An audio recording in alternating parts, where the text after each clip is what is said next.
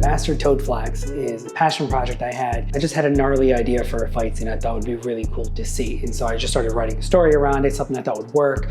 And the hard part was getting the fight scene together in the budget that we had. We were fortunate to get enough to get funding, most of which came as a gift from my father. Thanks, Dad. And the rest from independent financiers that I had worked on films with before who trusted to see it get done, which should be a lesson. Do good by your financiers and your investors, because if you do good by them, they will help you out in the next one.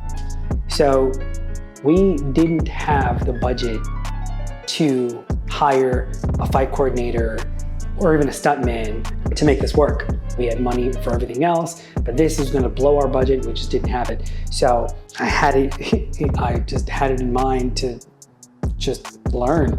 Screw it, we're living the age of free information, right? So whatever. So the first thing I did was, in order to choreograph a fight scene, the first thing you need to do is understand that even a fight scene has a story arc. It's not just the good guy's gonna come in there and beat everybody up and leave. That's not interesting. And so the first thing I started to do was I went on YouTube and just started watching fight scenes from all sorts of movies. Sometimes the good guy will win and then the bad guy will start to win. It's no different than a story arc for the entire film. You just see it in fight movements. Second thing I did was understand you have to make sure that the turning points in the story arc of your fight match the characters in the scene.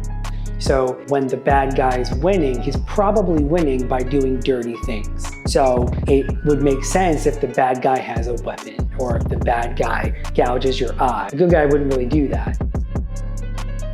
After figuring out what the story arc was gonna be, we had to learn the fight moves.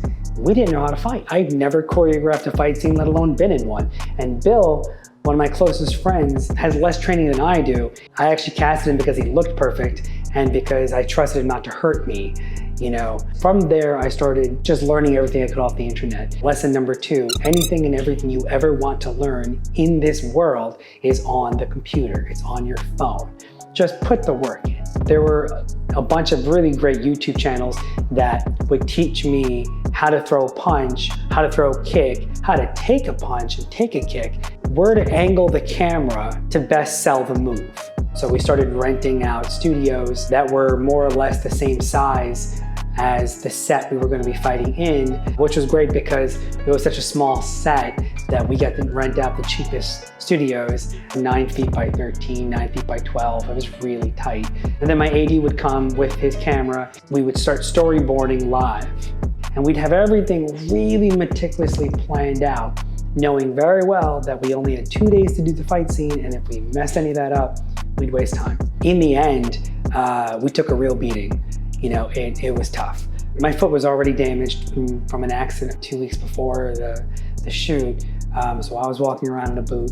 Bill's hand was really bruised up. I think I kind of hit him a couple of times in the ribs on accident. I tried to be soft with it, but even he says, you keep connecting. And I said, I'm sorry, man. I was trying not to, but I connected a bunch. He threw me against the side wall of the set, of the steel wall.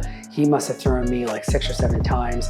I remember there's a scene where I take an uppercut and I wanted it to look good. So I would take the uppercut and then fall, on my back, but I didn't want to just fall gracefully. I wanted to really hit the ground. My AD on set, actually, Gray, at one point said, hey, listen, just a heads up, you're kind of hitting the wall a little too gracefully, as he said. So I tried not to do it like a ballerina. And I said, all right, so let's do it.